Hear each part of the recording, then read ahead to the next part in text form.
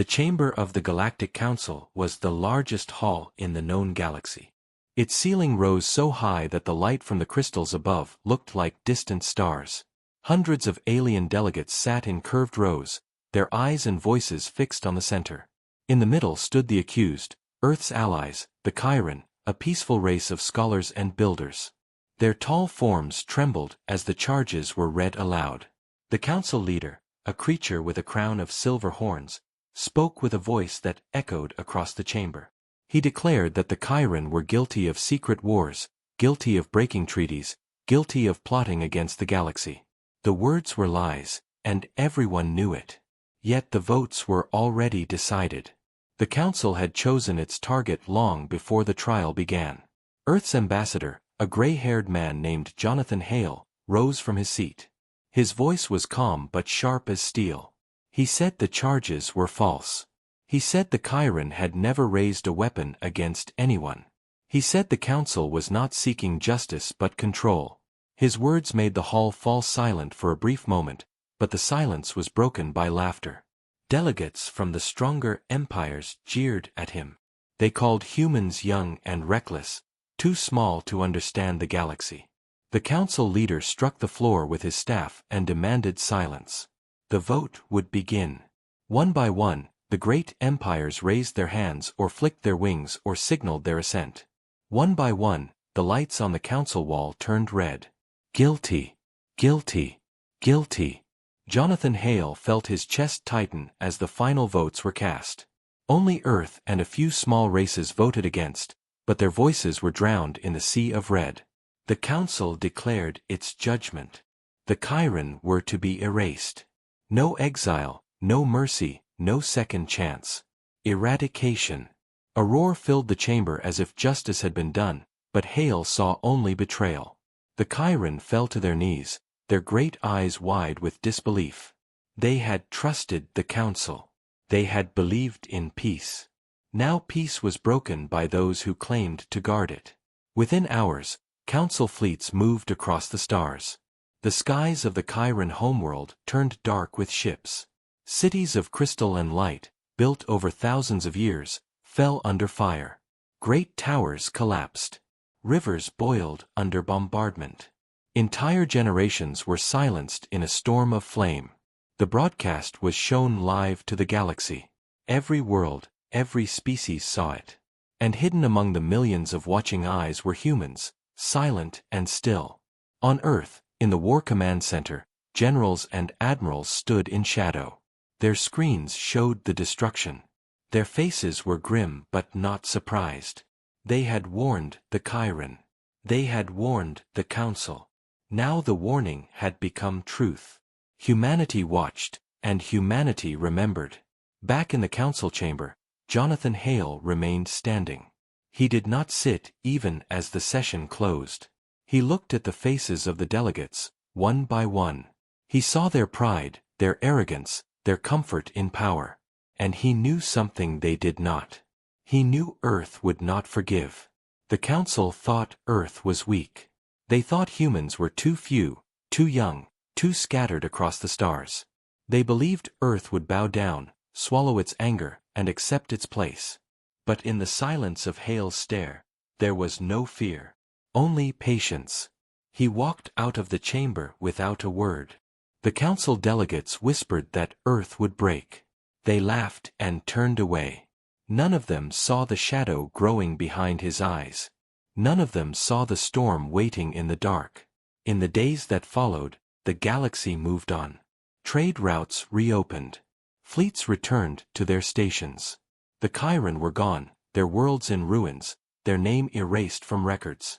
The council claimed peace was restored. But deep in the solar system, far from the eyes of the council, Earth's war factories lit up. Ships that had slept in dry docks awoke. Engines roared. Weapons long hidden were brought out and tested. Soldiers trained harder, faster, stronger. Humanity did not mourn in public. Humanity prepared in silence. For in every heart, from generals to farmers, from pilots to children, one truth was clear. The council had destroyed their friends. The council had betrayed their trust.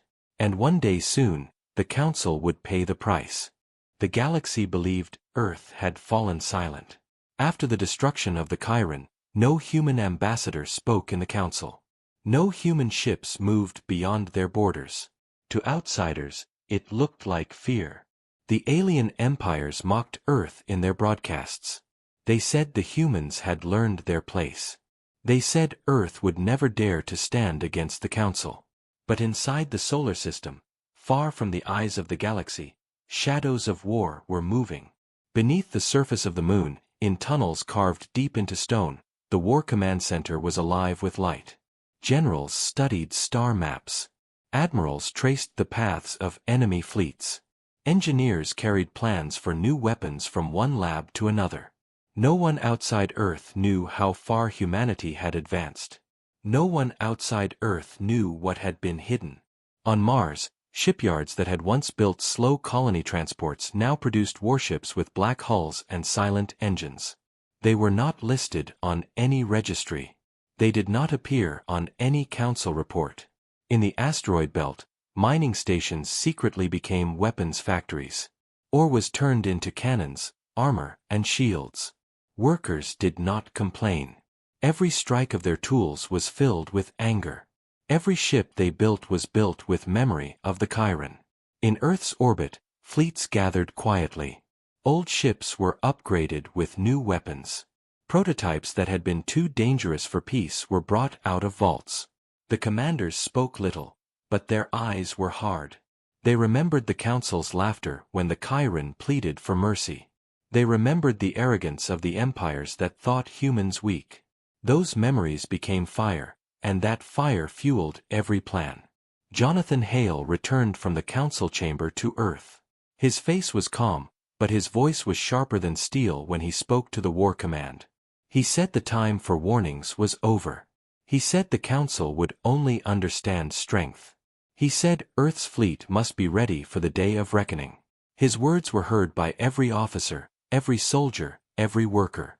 And none of them doubted. In the dark space beyond Neptune, test fleets trained in silence. Pilots flew maneuvers no Council ship had ever tried. New jump engines allowed ships to move faster than known limits. Stealth armor made them vanish from scanners. Artificial intelligence guided drones in swarms, moving with deadly precision. Earth's scientists had studied alien technology for decades. They had learned from every species that tried to control them. Now all that knowledge was turned into weapons. But it was not only technology that made humans dangerous. It was memory. It was anger. It was the will to fight when others gave up. Across the solar system, broadcasts from the Council played on hidden screens. The alien leaders celebrated the destruction of the Chiron. They called it justice. They called it peace. Each word only hardened the hearts of humans. Children whispered about revenge. Soldiers trained without sleep. Workers labored without pause. Humanity was one in silence, one in fury. The Council mistook that silence for fear. They did not see the storm building. They did not hear the engines warming in the dark. They did not understand that every quiet day on Earth was one step closer to war.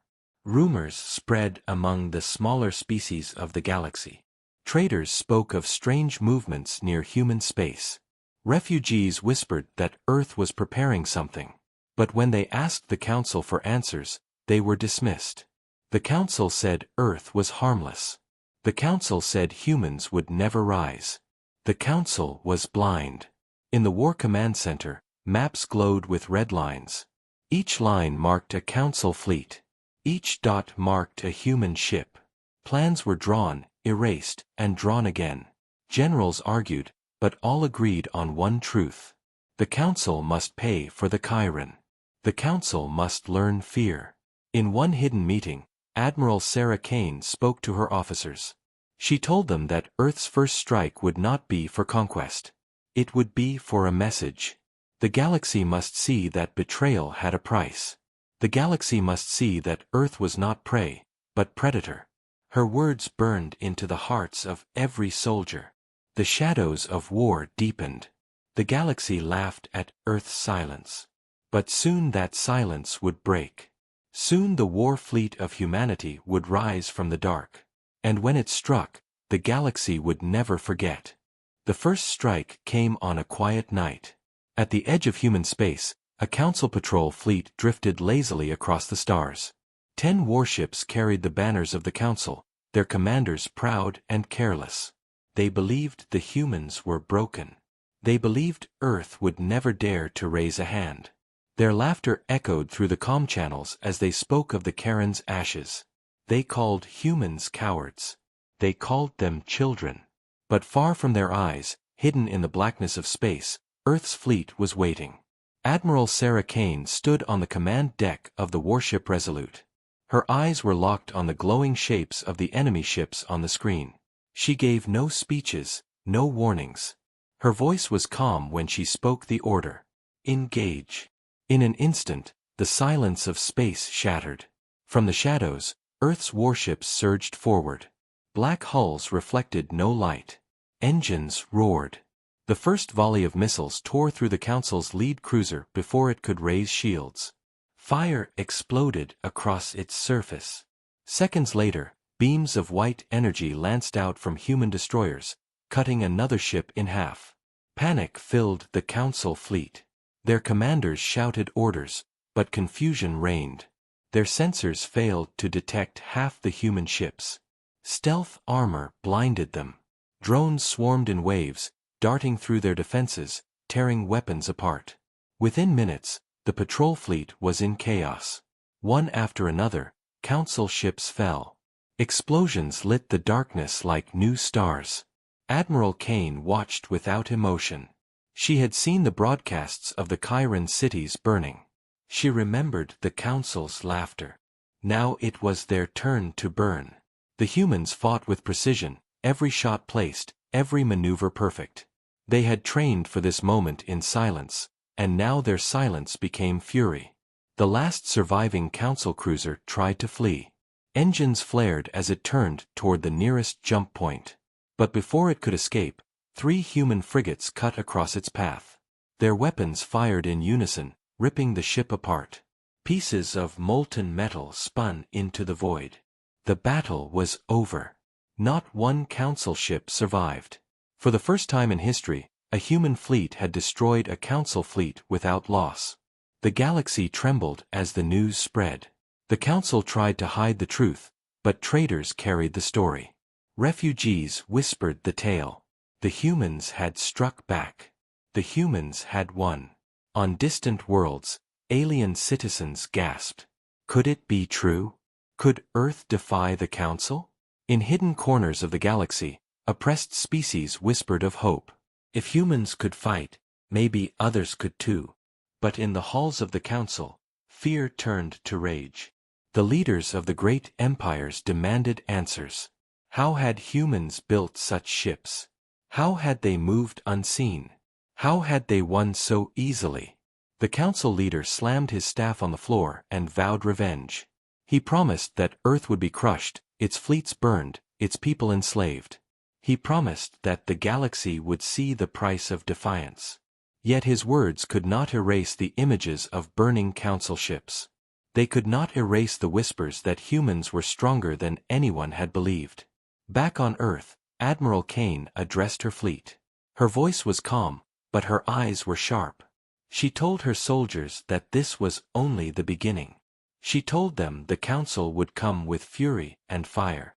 She told them humanity must be ready to face the storm. In the War Command Center, Jonathan Hale watched the reports. His hands clenched behind his back. He knew the first strike was not just victory. It was a message. The galaxy had seen that Earth would not forgive betrayal. The galaxy had seen that humans were not prey. The galaxy had seen the first spark of a fire that would spread across the stars. And though the Council prepared to strike back with all its power, Earth's leaders did not tremble. They had lived in silence long enough. Now their voices would be heard through war.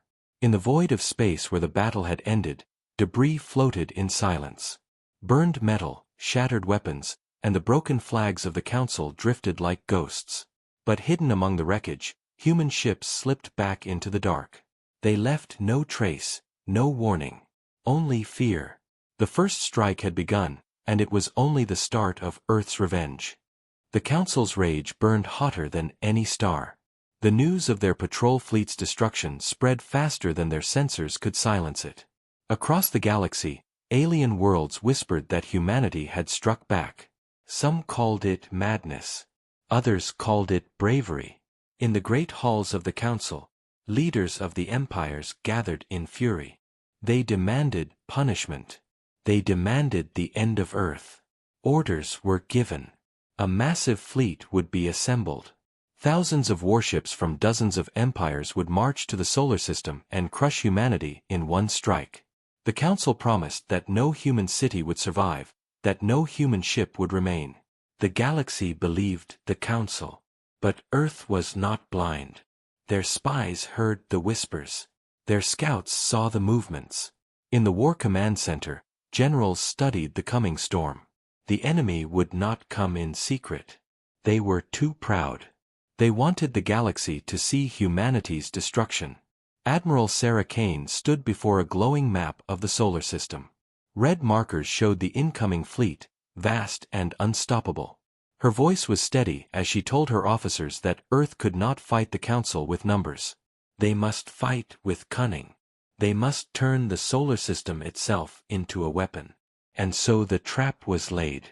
Along the edges of Neptune's orbit, human engineers deployed hidden mines. Each mine carried warheads powerful enough to tear apart cruisers. In the asteroid belt, thousands of rocks were fitted with engines and explosives, disguised as harmless debris. Around Earth and Mars, defense platforms were hidden in shadows, their weapons cold, waiting. Even the moons of Jupiter were armed. Every corner of the system was prepared. Humanity would not meet the Council fleet head-on. Humanity would bleed them dry, step by step, until the hunters became prey. Weeks later, the sky filled with fire. The Council's Grand Armada appeared on the edge of human space. Row after row of warships stretched across the void, banners of a dozen empires shining in the dark.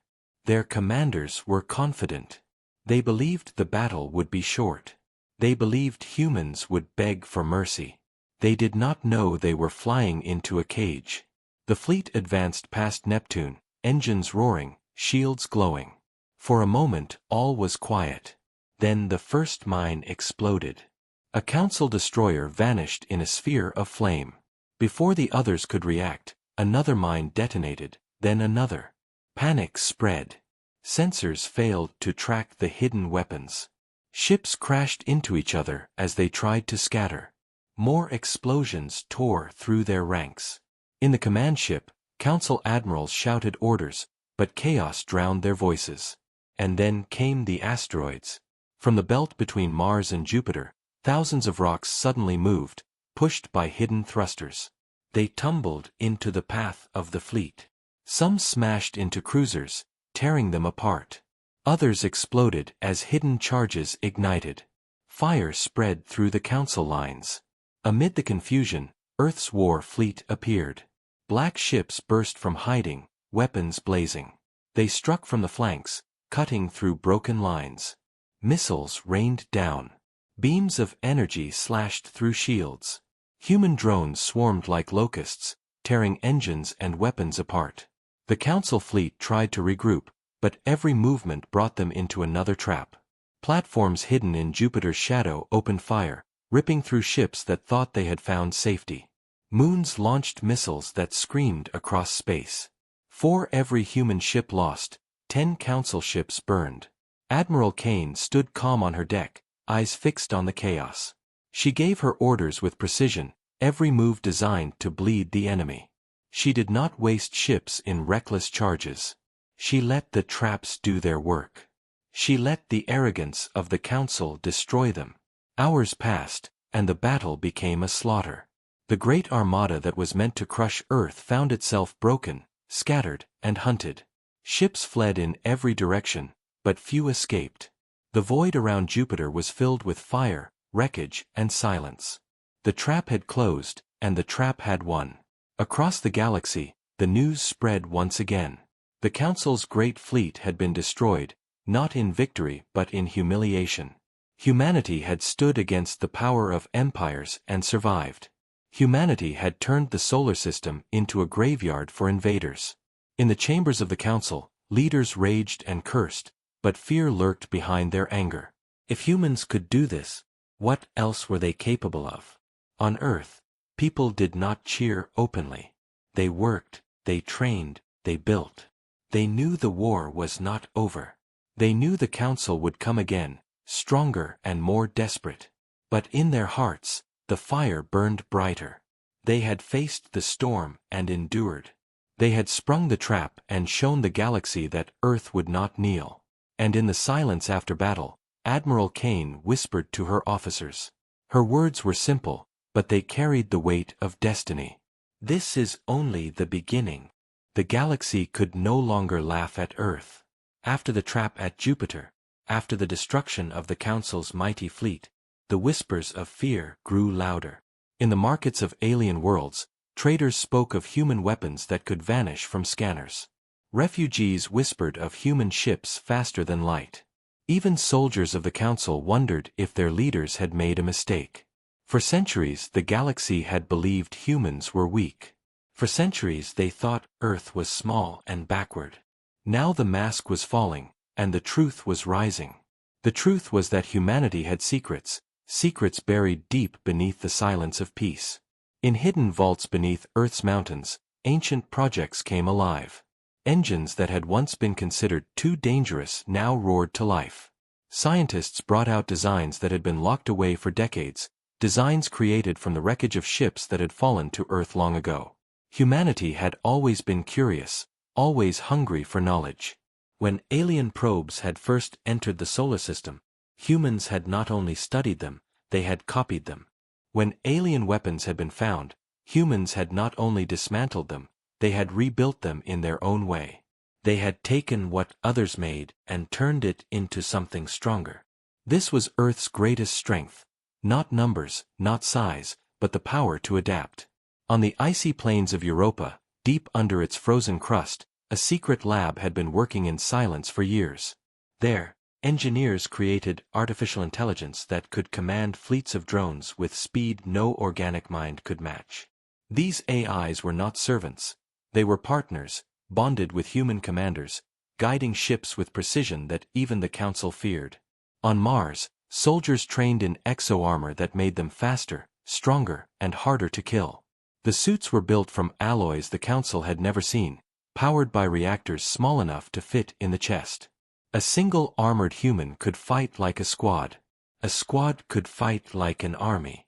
And in the asteroid belt, factories built weapons the galaxy thought impossible. Cannons that could bend energy. Missiles that could cloak themselves until the last second. Warheads that could tear through shields as if they were paper. Each weapon carried the memory of betrayal, the fire of revenge. Every engineer, every scientist, every worker remembered the Chiron. Every tool they shaped was shaped with rage.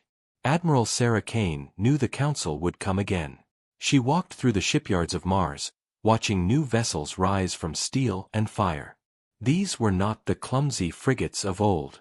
These were ships designed to outthink, outfight, and outlast the Council. Their hulls were layered with armor that shifted and healed itself.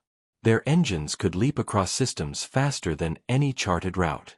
They were not fleets of survival, they were fleets of vengeance. In the War Command Center, Jonathan Hale watched reports from spies and scouts. The Council was broken, but not beaten. They were building again, calling more ships, forcing more species to supply soldiers. Hale knew the next battle would be greater than before. But he also knew humanity was ready. When he looked at the secret projects, when he looked at the new fleets rising, he saw more than war. He saw destiny. Across Earth itself, people whispered of the secrets revealed. They did not know all the details, but they saw the signs. They saw new warships streaking through the sky. They saw soldiers training in armor of steel. They saw factories working day and night. And though they lived in fear of what was coming, they also lived with pride. They knew humanity was no longer a small world under the shadow of giants. They were becoming giants themselves. In the dark corners of the galaxy, smaller races watched in awe. They had suffered under the Council for generations, too weak to fight back. But when they saw Earth rise, when they heard of human victories, they began to dream. Maybe the Council was not unbreakable. Maybe there was hope. And hope was more dangerous than any weapon. For the Council, the secrets of humanity were a nightmare. They had believed Earth was nothing. Now they saw fleets stronger than their own. Now they saw weapons beyond their understanding. Now they saw humans willing to use them without hesitation. And behind it all, they saw something more terrifying than guns or ships. They saw will. Humanity's will to fight, to endure, to rise even when broken. That was the secret no one could copy. That was the secret no one could defeat. As the solar system prepared for the next strike, Admiral Kane stood before her officers. Her voice was calm, but her words carried the weight of truth. The Council thinks we fight for survival. They are wrong. We fight for memory. We fight for justice. We fight for the future. The officers saluted, their faces hard as stone. They knew what was coming. They knew the Council would not stop until one side was ash. And they knew humanity would never bow again. The secrets of Earth were no longer hidden.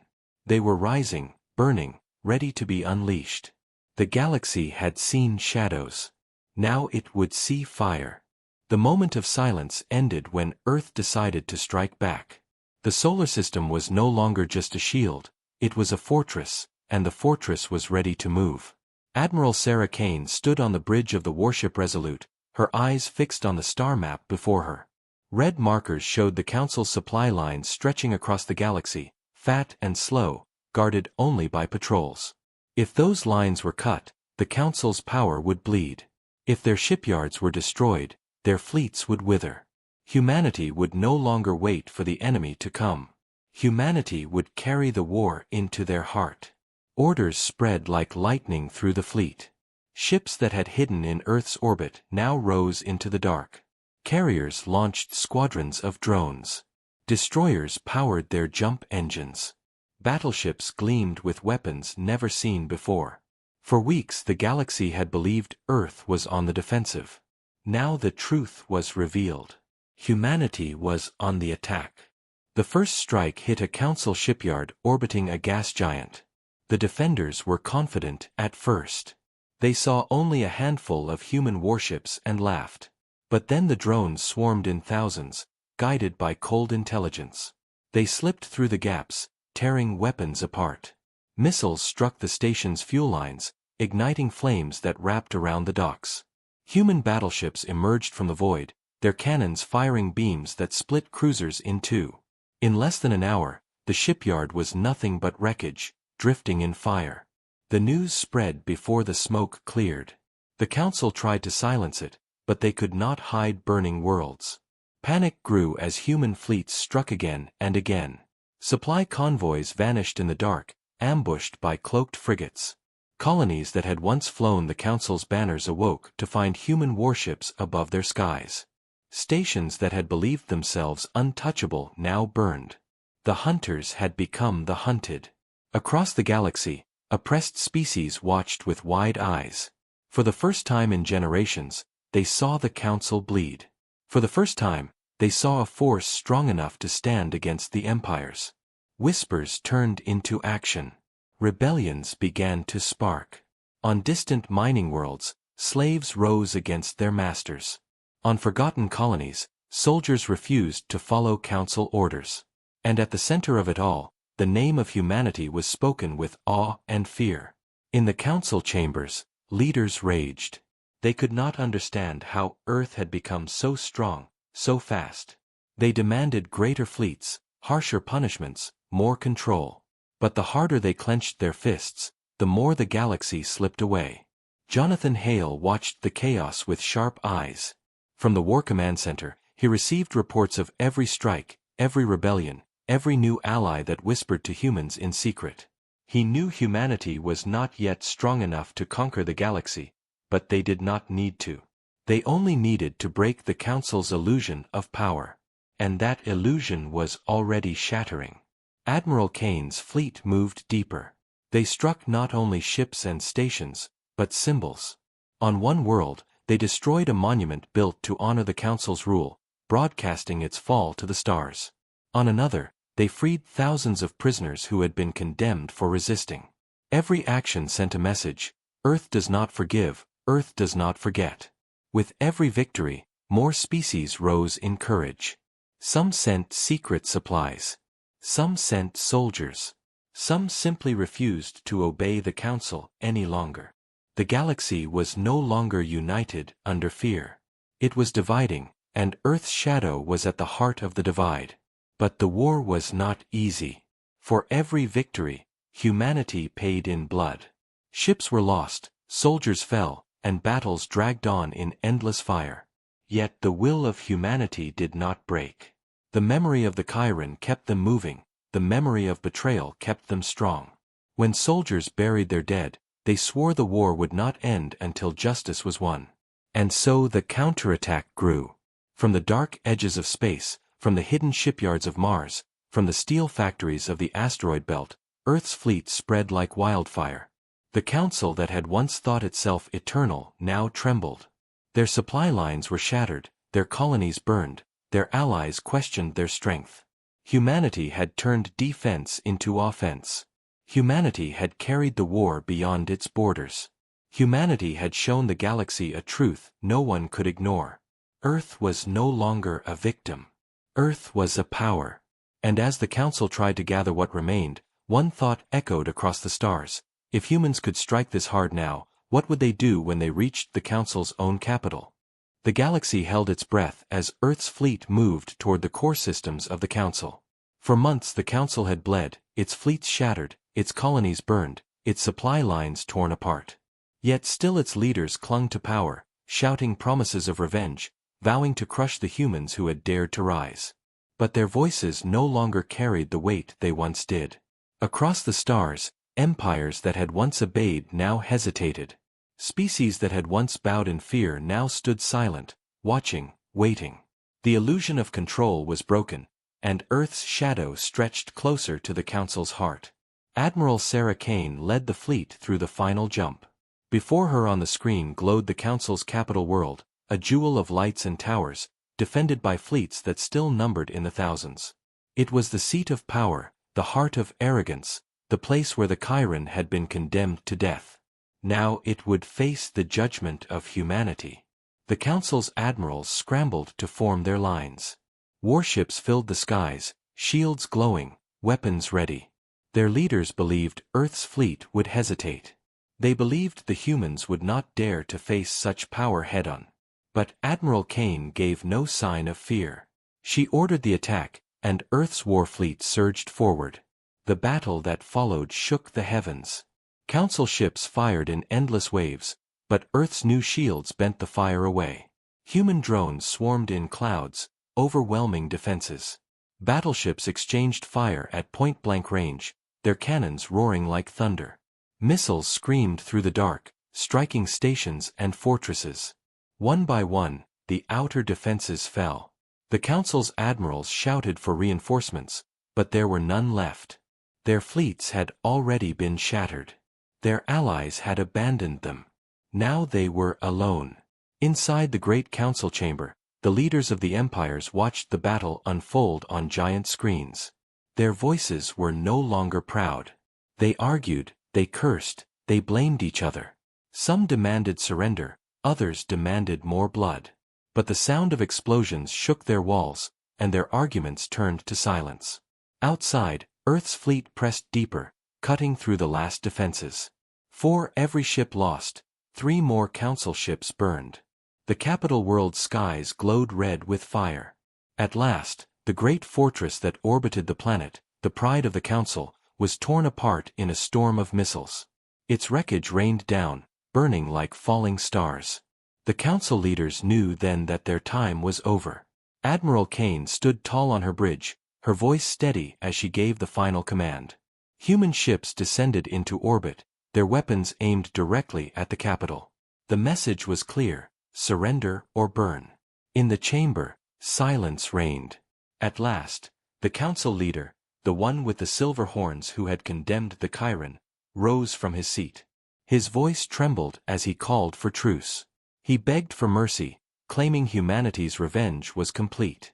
He promised reforms, promised peace, promised change. But Jonathan Hale, watching from Earth through the command screens, remembered the flames of the Chiron cities. He remembered the laughter of the council as entire worlds were erased. He knew promises meant nothing. Yet humanity was not here to become what the council had been. Kane's fleet did not fire on the planet. Instead, her voice echoed across the galaxy in a broadcast that no world could ignore. She said humanity had fought not for conquest but for justice. She said the council had destroyed their allies, betrayed peace, and ruled through fear. She said those days were over. The galaxy would not be ruled by fear again. Her words burned across the stars, and every world listened. The council surrendered. Their fleets powered down. Their banners were lowered. Their leaders bent their heads not to chains but to shame. For the first time in history, the council was forced to kneel before a younger race. Humanity had risen from silence to thunder. They had fought back, and they had won. Across the galaxy, oppressed species celebrated in secret. Chains were broken, rebellions turned to victories, and hope spread faster than war. The Chiron were gone, but their memory lived on in the justice that had been delivered. On Earth, people wept, not with sorrow but with pride. They had carried their anger across the stars, and they had not broken. Humanity had become a power that none could ignore. And as the fires of battle faded, Admiral Kane stood alone on her deck, looking at the planet below. Her officers asked if the war was over. She answered with a quiet voice. "This war is done. But our place in the galaxy has just begun." Her words were carried back to Earth, to every human, to every ally who now looked to humanity as a beacon. The final reckoning had come, and Earth had struck back. The council had been broken, and the galaxy would never be the same. Humanity had written its story in fire, and the stars themselves would remember.